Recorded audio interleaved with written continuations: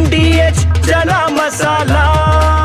ಈಗ ಕಡಲೆ ಇರಲಿ, ಹಲಸಂಡೆ ಬೀಜ, ಕಪ್ಪು ಕಡಲೆ ಅಥವಾ ಬಿಳಿ ಕಡಲೆ, ಎಲ್ಲವೂ ಸ್ವಾದಿಷ್ಟವಾಗುತ್ತೆ. MDH.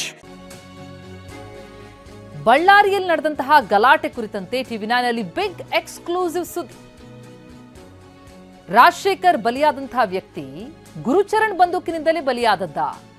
ಗುರುಚರಣ್ ಸಿಂಗ್ ಬಂದೂಕಿನ ಬುಲೆಟ್ನಿಂದಲೇ ಕಾಂಗ್ರೆಸ್ ಕಾರ್ಯಕರ್ತ ರಾಜಶೇಖರ್ನ ಸಾವು ಸಂಭವಿಸ್ತಾರೆ.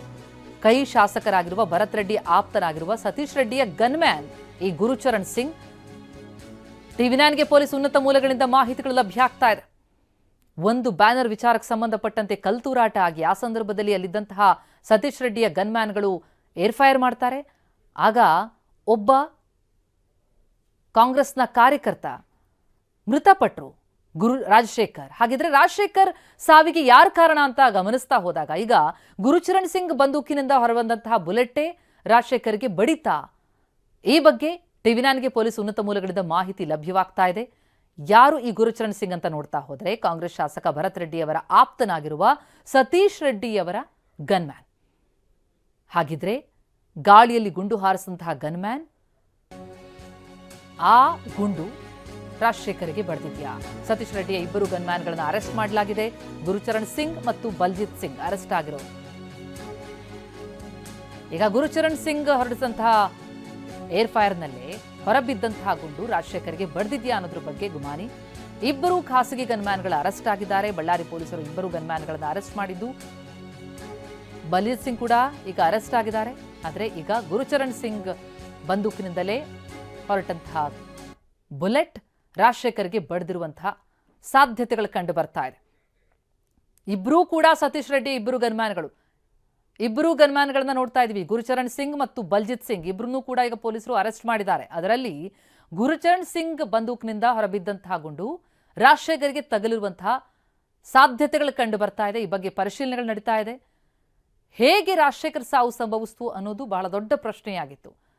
ಅಲ್ಲಿ ಪ್ರಮುಖವಾಗಿ ಇವರಿಬ್ಬರು ಗನ್ಮ್ಯಾನ್ಗಳು, ಸತೀಶ್ ರೆಡ್ಡಿಯವರ ಗನ್ಮ್ಯಾನ್ಗಳು, ಇವರು ಹೊರಡಿಸಿದಂತಹ ಬುಲೆಟ್ಗಳೇ ಬಡಿದಿರುವಂತಹ ಸಾಧ್ಯತೆಗಳ ಬಗ್ಗೆ ಅನುಮಾನ ಇತ್ತು. ಗಾಳಿಯಲ್ಲಿ ಗುಂಡು ಹಾರಿಸಿದ್ರು. ಅಲ್ಲಿ ನಡೆದಂತಹ ಗಲಭೆಯ ಸಂದರ್ಭದಲ್ಲಿ ಅದನ್ನು ಚದರಿಸೋದಕ್ಕೆ ಅಂತ ಬ್ಯಾನರ್ ಕಟ್ಟೋ ವಿಚಾರಕ್ಕೆ ಗಲಾಟೆಯಾದದ್ದು. ಈಗ ಈ ರಾಜಶೇಖರ್ ಸಾವಿಗೆ ಈ ಗನ್ಮ್ಯಾನೇ ಕಾರಣನಾ ಅನ್ನೋದ್ರ ಬಗ್ಗೆ ಈಗ ಗುಮಾನಿ. ಬಳ್ಳಾರಿ ಘರ್ಷಣೆಯಲ್ಲಿ ಗುಂಡೇಟಿಗೆ ರಾಜಶೇಖರ್ ಬಲಿಯಾದ್ರು. ಆ ಪ್ರಕರಣಕ್ಕೆ ಸಂಬಂಧಪಟ್ಟಂತೆ ಗಮನಿಸ್ತಾ ಹೋದಾಗ ರಾಜಶೇಖರ್ ಬೆನ್ನು ಹೊಕ್ಕಿ ಎದೆಯಿಂದ ಆಚೆ ಬಂದಿತ್ತು ಆ ಗುಂಡು.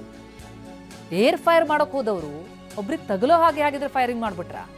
ಮೃತದೇಹದಿಂದ ಹೊರತೆಗೆದಂತಹ ಗುಂಡು FSLಗೆ ರವಾನೆಯಾಗಿದ್ದು, ಆ ಗನ್ಮ್ಯಾನ್ನಿಂದ ಹಾರಿದಂತಹ ಬುಲೆಟ್ನ ವಿಶೇಷತೆಗೇನು ಹಾಗಿದ್ರೆ ಇನ್ನೂ ದೊಡ್ಡ ಅನಾಹುತ ಆಗ್ಬಿಡ್ತಾ ಇತ್ತು ಅನ್ನುವಂತಹ ಅನುಮಾನಗಳಿದೆ. 12mm ಬುಲೆಟ್ ಅದು. ಹಾಗಿದ್ದು ಕೂಡ ಅಷ್ಟು ದೊಡ್ಡ ಅನಾಹುತ ತಪ್ಪಿದ್ದು ಹೇಗೆ ಅಂತ ನೋಡ್ತಾ ಹೋದ್ರೆ ಆ ಬಗ್ಗೆ ಹೆಚ್ಚಿಂಚು ಡೀಟೇಲ್ಸ್ ಅನ್ನ ನಿಮ್ಮೆದುರಿಗೆ ಇಡ್ತಾ ಇದೀವಿ. ರಾಜಶೇಖರ್ ದೇಹ ಹೊಕ್ಕಿದಂತಹ ಒಂದು ಬುಲೆಟ್, ಮೃತದೇಹದಲ್ಲಿ 12mm ಸಿಂಗಲ್ ಬೋರ್ ಬುಲೆಟ್ ಪತ್ತೆಯಾಗಿದೆ. ಮರಣೋತ್ತರ ಪರೀಕ್ಷೆ ಬಳಿಕ ಅದು 12mm ಬುಲೆಟ್ ಅನ್ನೋದು ಖಚಿತ ಆಗಿದೆ. ಗುಂಡು ರಾಜಶೇಖರ್ ಬೆನ್ನು ಹೊಕ್ಕಿ ಎದೆಯಿಂದ ಆಚೆ ಬಂದಿದೆ. 12mm ಬುಲೆಟ್ ಗನ್ನಿಂದ ಹಾರಿದ ಬಳಿಕ ವಿವಿಧ ಕಡೆ ಚದರುತ್ತೆ. ಗನ್ಮ್ಯಾನ್ ಹೊಡೆದಂತಹ ಗುಂಡು 4-5 ಅಡಿ ದೂರ ಹಾರಿರೋದು.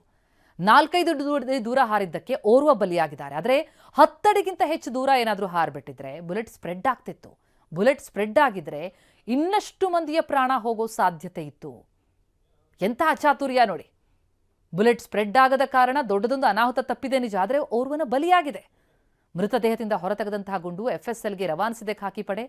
ಯಾವ ಗನ್ನಿಂದ ಬುಲೆಟ್ ಹಾರಿದೆ ಅನ್ನೋದ್ರ ಬಗ್ಗೆ ತನಿಖೆಗಳಾಗ್ತಾ ಇದೆ.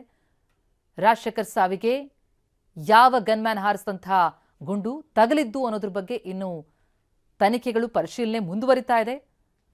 ಗುರುಚರಣ್ ಸಿಂಗ್ ಗನ್ನಿಂದ ಹಾರಿರಬಹುದು ಅನ್ನುವಂತಹ ಅನುಮಾನಗಳು ದಟ್ಟವಾಗಿದೆ. ಈಗಾಗಲೇ ಇಬ್ಬರು ಗನ್ಮ್ಯಾನ್ಗಳನ್ನ ಅರೆಸ್ಟ್ ಮಾಡಿದ್ದಾರೆ. ಆದರೆ ಇನ್ನೂ ದೊಡ್ಡ ಅನಾಹುತ ಆಗೋದು ಅದೃಷ್ಟವಶಾತ್ ತಪ್ಪಿದೆ. ಒಂದು ಸಾವು ಸಂಭವಿಸಿದೆ, ಇನ್ನಷ್ಟು ಸಾವಾಗುವ ಸಾಧ್ಯತೆಗಳಿತ್ತು. ಮೃತದೇಹದಿಂದ ಈಗ ಹೊರತೆಗೆದಂತಹ ಗುಂಡನ್ನ FSLಗೆ ರವಾನಿಸಲಾಗಿರುವಂಥದ್ದು. ಈ ಬುಲೆಟ್ನ ವಿಶೇಷತೆಯನ್ನು ಕೂಡ ನಾವು ಗಮನಿಸ್ತಾ ಇದ್ವಿ. 12mm ಆದರೂ ಕೂಡ ಇಷ್ಟು ದೊಡ್ಡ ಅನಾಹುತ ತಪ್ಪಿದೆ, ಒಂದು ಸಾವು ಸಂಭವಿಸಿದೆ. ವಾಹ್, ಯಾಕೆ ಈಗ ಬಂತ ಸ್ವಾದ? ಖಂಡಿತ ಈಗ ಬಂತು ಅಸಲಿ ಸ್ವಾದ. MDH chunky chaat masala life ಅಲ್ಲಿ ಅಸಲಿ ಸ್ವಾದ ತರುತ್ತೆ. ಅಸಲಿ ಮಸಾಲ, MDH.